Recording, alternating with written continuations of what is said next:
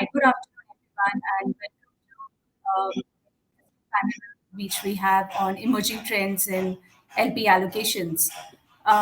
Over the course of this panel, we will talk about how LPs are thinking, what goes in LPs' minds when they talk about investments made in India, what are the different types of funds which are coming up for their investments. LPs are critical to the success of funds because they provide the capital, which is ultimately invested in deals. They wait for years, decades sometimes, to see whether the investments are in consonance with the expected returns. And they also provide valuable access to the startup system. Let's dive straight away into our panel, and talk a little bit about how LPs are really thinking about investment into India. And I think the first question which I have is for Craig. Craig, how are you really thinking about investment into India? How do you really select funds?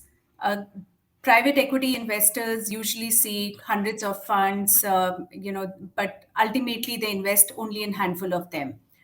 What is the approach which is followed? Is it a asset based approach, an outcome based approach?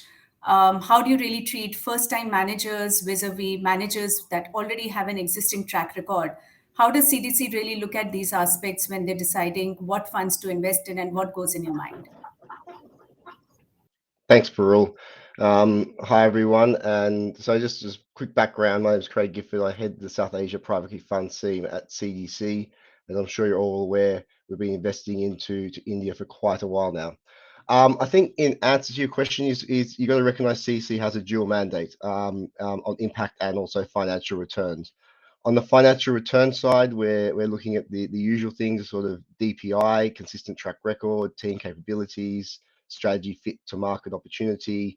So from that side, it hasn't changed, but I think with the maturity of the market over time, we've been able to better assess that, and so we expect that from the Indian GPs, no matter what strategy we're pursuing at the moment.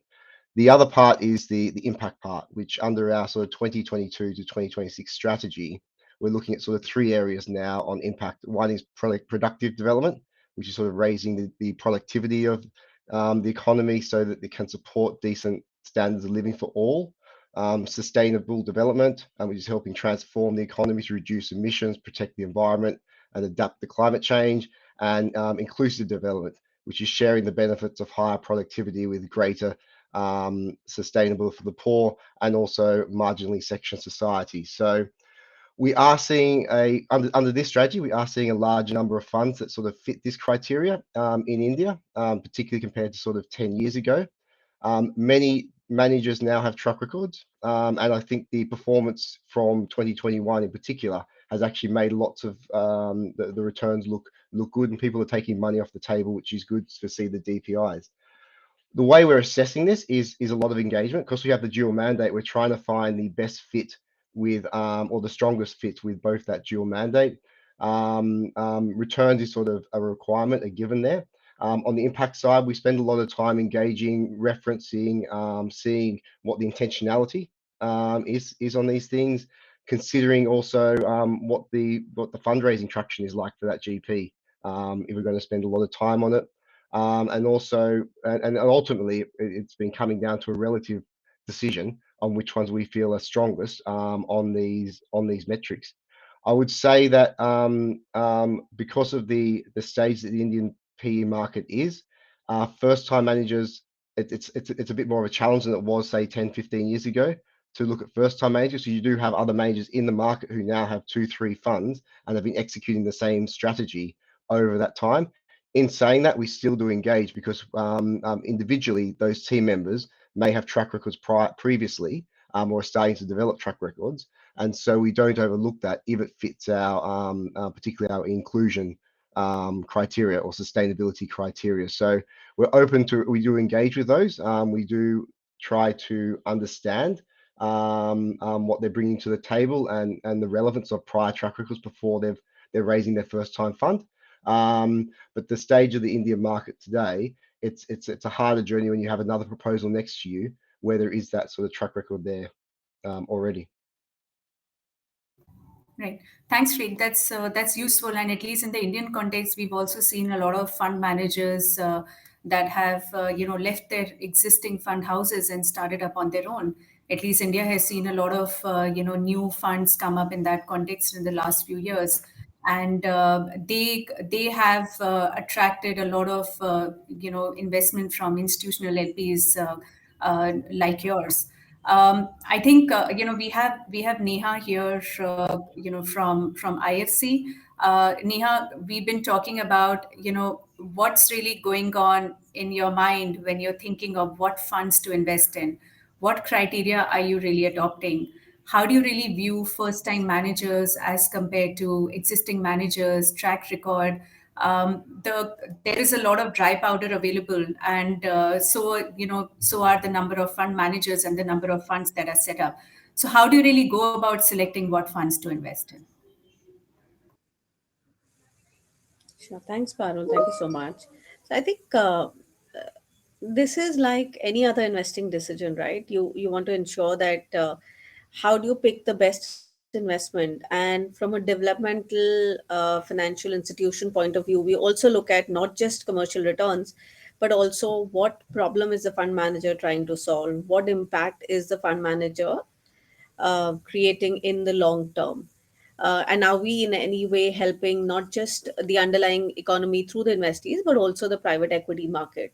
So for us, the first lens is the commercial lens, and all our managers have to meet the commercial lens, pass the commercial lens, and then we look at it from the impact and sort of the larger sort of issue, saying, okay, do they solve any problem, or is it just about making money? So let's look at the first lens, which is the commercial lens. The good part is that in the last 20 years, the industry has matured. There are many more managers that we can choose from. It's a typical criteria that anybody uses.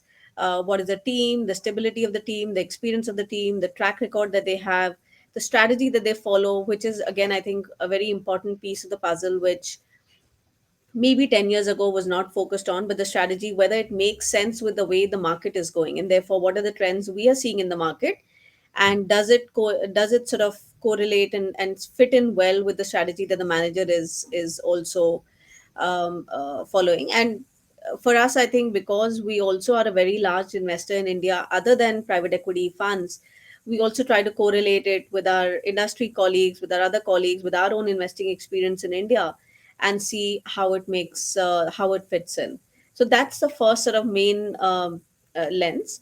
So first time managers, we definitely do look at first time fund managers. 15 years ago, 20 years ago, most of our portfolio was first time managers.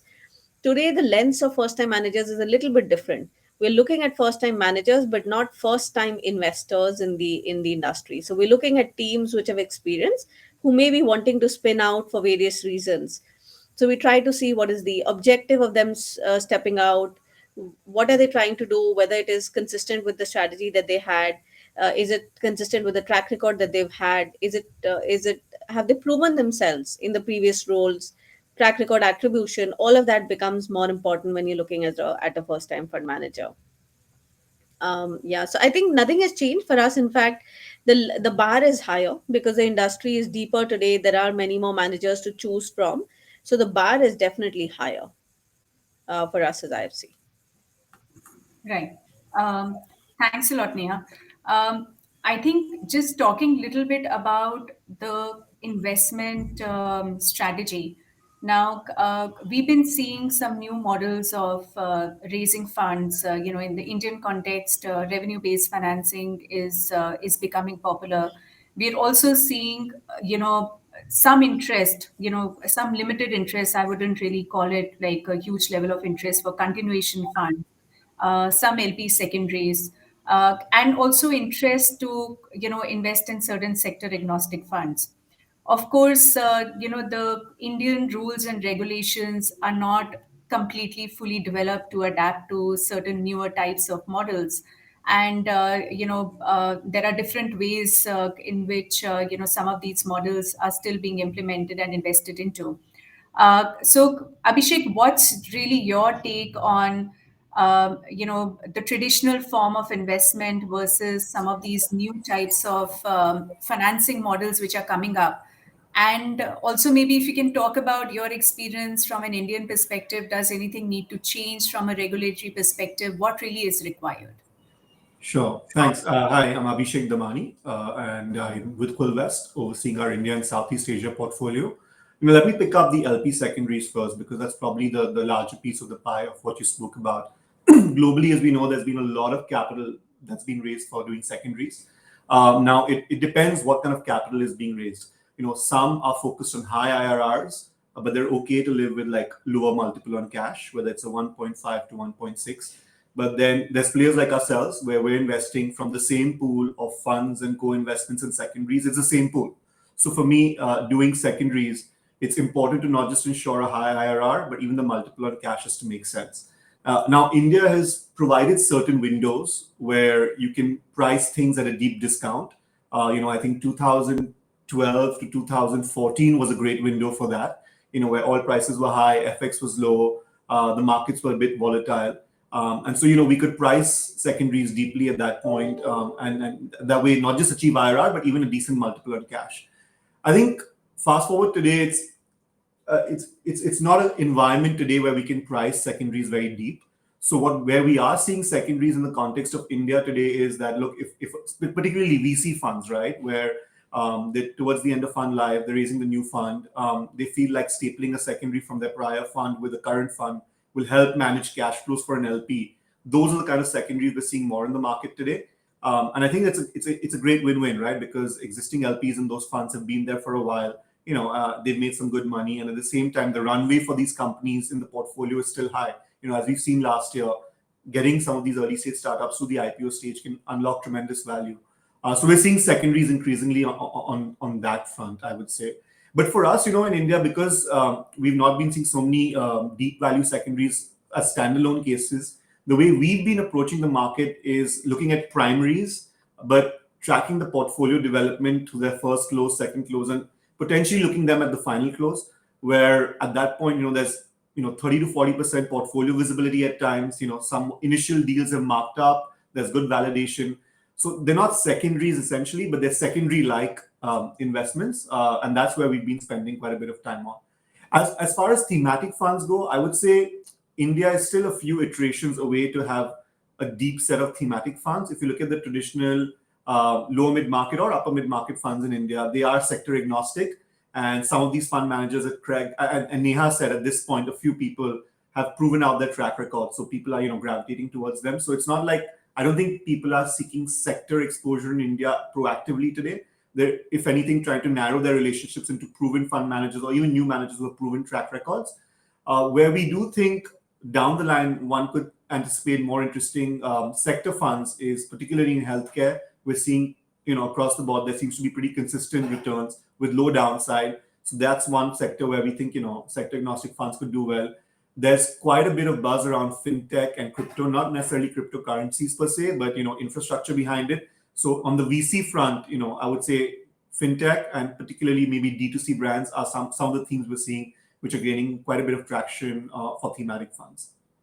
Lastly, from the regulatory point of view, I think, frankly, India's done a great job of introducing the AIF regime and now the GIFT City.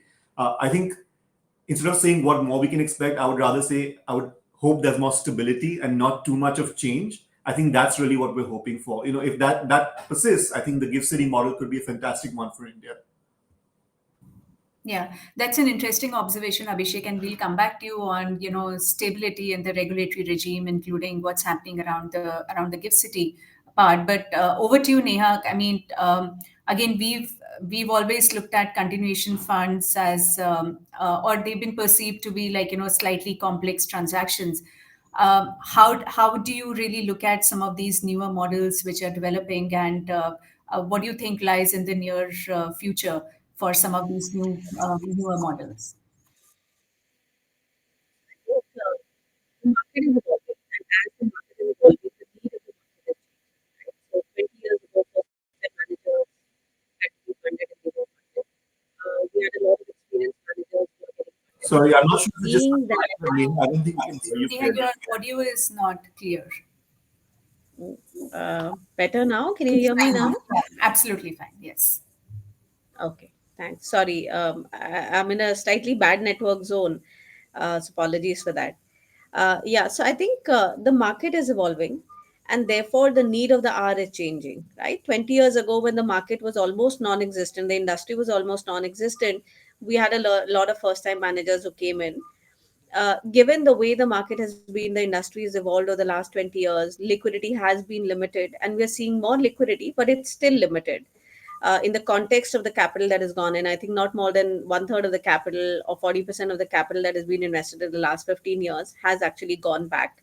And therefore, the need for continuation funds, opportunity funds, all these funds has increased.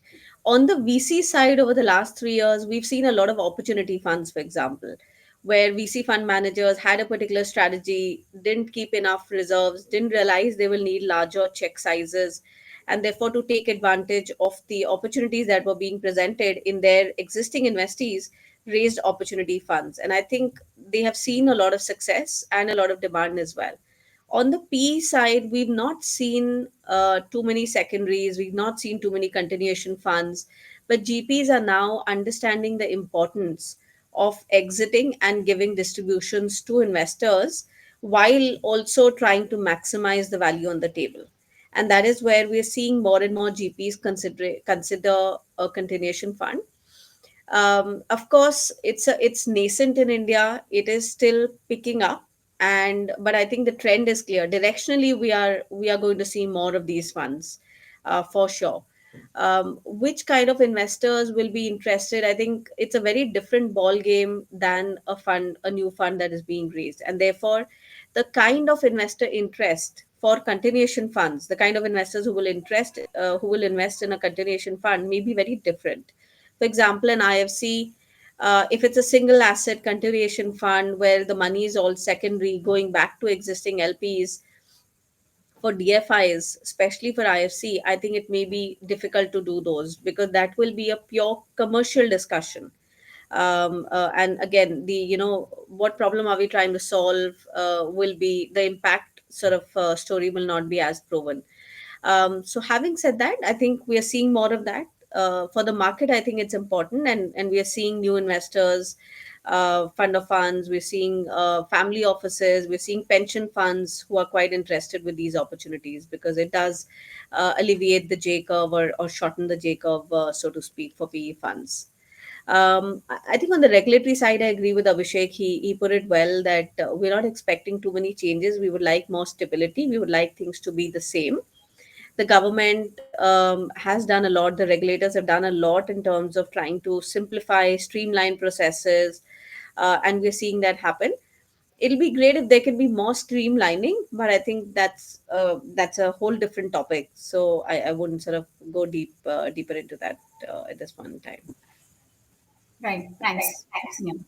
Um, Craig, let's talk a little bit about the relationship between LPs and GPs.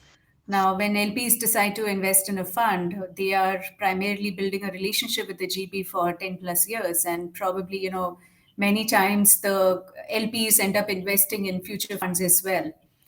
How do you really see this relationship building up? Would love to hear your experience on expectations from GPs, things that GPs have done well, things that they need to do well, much more, and how can that relationship be strengthened? And how can a trust-based, that trust is already there. Of course, that's the reason why the LPs have invested in the first place. But how can that trust be strengthened even more? Um, So let me say, how can trust be sort of the opposite, destroyed over time? I think communication, transparency, integrity. That's where we have seen some examples where people have not been comfortable sharing sort of the bad stories and the negative stories in a timely manner, and that has resulted in the opposite. So as far as sort of strengthening it, it is communication. It is sort of engaging with not just CDC but the other LPs as well, and being transparent when there are problems, which there are going to be problems. And sometimes you actually get some useful information from that. From our perspective too, we have sort of fairly broad support teams on ESG, on development impact, on sort of business integrity. Engaging with those teams really helps us, and it gives us more of a sort of a holistic view of sort of how this GP is performing in different functions, in different areas, what their intent is, what their integrity is, and what they actually mean by how they sort of aligned with us sort of on an ESG perspective. And more importantly, I think is an important topic today is sort of around sort of gender as well. We're sort of having discussions around gender diversity within teams, how people are sort of building teams and how they're responding to that as they're thinking about their internal teams, but also in their portfolios as well. And so it has been more around the engagement, but ultimately it comes down to financial delivering the financial returns as well as the impact of the financial return. So we are seeing GPs exiting earlier, returning money to LPs, which is always appreciated. And I think for the long term, the trust should stay there, and that's a less common thing for it to be breached. But actually, the delivering of the returns has been what sort of separated GPs, I'd say, more so than the engagement and the trust over the longer term. Right. Thanks. Craig, again, what about allocations to other emerging markets? I mean, we've seen an increase in allocation towards Indian funds in the last few years. In fact, we've also seen, funds that were global funds and, they just had a part of an allocation towards India. Over a period of time, they've increased their allocations or they've also set up India-specific funds, particularly for investment into India. How do you really see allocations moving across other emerging markets in the coming years? Also, in the backdrop of the war scenario that we're sitting in today, uh, how do you really see the future panning out? Look, it's going to be a bumpy next 12, 18 months with the Ukraine crisis going on there, with the sort of interest rates rising, I think, by central banks. I think that it's going to be, and that's going to impact sort of foreign investment flows into emerging markets. It will be a challenging time, and emerging markets will probably be more vulnerable to the commodity price going up in the near term. So how GPs respond to that will be a very important factor, and how that's going to impact their strategies, their portfolios, their returns, etc. Will be an increasing focus, I think, for all investors going forward. We've been sort of focusing on Africa and South Asia over the last few years. I would say we've seen a definitely relative improvement on appetite for India, the same as the whole market has seen there. But with our focus on impact and a more sector focused fund, it's also we're also seeing it still is a challenge to raise for a lot of funds focused on inclusion, focused on sort of now gender as well. It still is difficult for a lot of the funds that are sort of more within CEC sweet spot to raise. So we'd like to see more activity there. They are able to deliver returns, and so but the broader market, the larger cap market, the VC market clearly has flourished a lot, which we're sort of active on the VC side as well, with enough mandate. But we are seeing sort of an increase of capital flow there, and that's probably more, and that's a relative comment compared to capital flow, say to Africa. It's still continuing to be more of a DFI market in an African context from an LP perspective.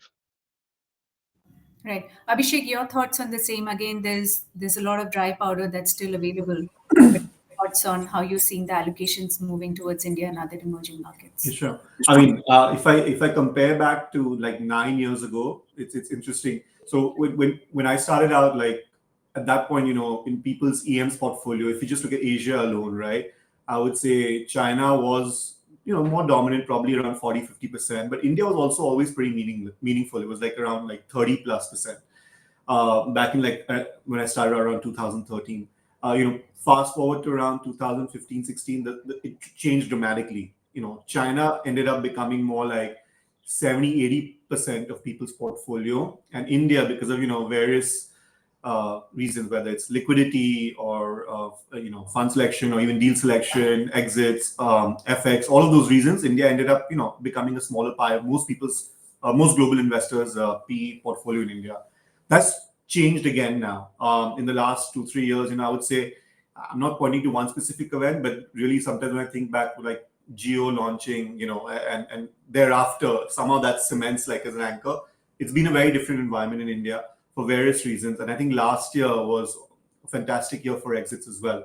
So now, when we look back at people's India portfolios, people actually can show that they've delivered 20 to 25% dollar net IRRs, which is pretty meaningful if you compare it to the global context. Because historically, the US portfolio was giving pretty consistent 18 to 20% net dollar IRRs with early DPI. China, because of the VC angle, was tracking anywhere north of 25% net IRRs, and India was always like sub 15% dollar. I would say 15 was probably one of the top performing funds. The market was somewhere between 9 to 12% dollar. And that's changed in the last 2, 3 years, right? So at least within our own portfolio, we're seeing a dramatic shift, that it's not so skewed towards China only now, but there's a pretty good balance. And obviously, what's ever transpired in China last year, it's not pulled people away from the market, but people have definitely paused. And people have paused, and they're reevaluating which GPs to support. And in fact, they're using this as a good entry point to access GPs in China, which they previously didn't have access to because they were subscribed. So it's not like China's fully out of flavor. People are just pausing. And at the same time, the liquidity in India last year and kind of capital raises happened from conglomerates to startups has definitely brought more capital this way. And I don't think it's temporary. And I know maybe we'll touch upon public markets a little later, but I'll just tie. Even though public markets gave a fantastic exit for PE last year in India, a big chunk of exits last year also came from strategics and also came from financial sponsors. So I think it was almost evenly distributed if I look at the data that was published. So yes, this year may be volatile because of the Ukraine crisis, oil prices. So we don't know whether public markets will be as supportive of exits. But there's still a lot of private fund capital available, and a lot of conglomerates in India, strategics, are sitting with cash, looking to deploy. So I think the shift towards India is not temporary. I like to believe it's like a decade-long story that we have here. Right. And let's talk a little bit about, Abhishek, you made a comment about how stability in the regulatory regime is really important. Um, we've seen in the last, 1 or 2 years, this upcoming gift jurisdiction. And, given the fact that traditionally funds have been set up in Mauritius, Singapore, the treaties have changed now. India-based fund managers are also looking for a credible, close to the home kind of a jurisdiction, and Gift City fits the bill. At least technically, it fits the bill very well. In many of our conversations with GPs and LPs, we've nonetheless seen a mixed reaction. There is this excitement to set up funds in Gift, which is already happening. From an LP perspective, there is also this slight hesitation of being direct investors in a gift jurisdiction.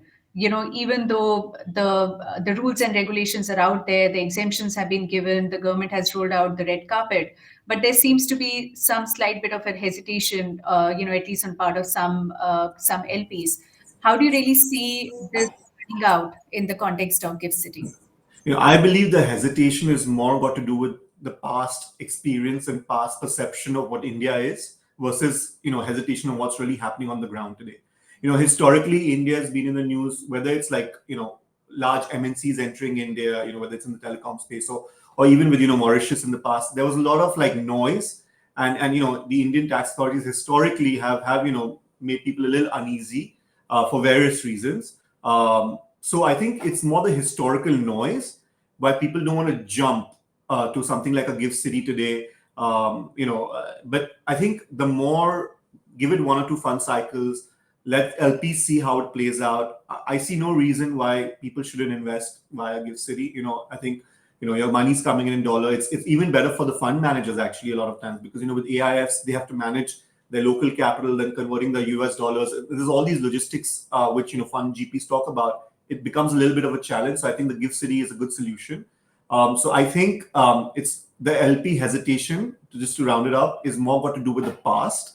I think once we experience how this process plays out in the current fund cycles, a few funds are raised in Gift City. I'm pretty sure that we'll come out more comfortable with the process.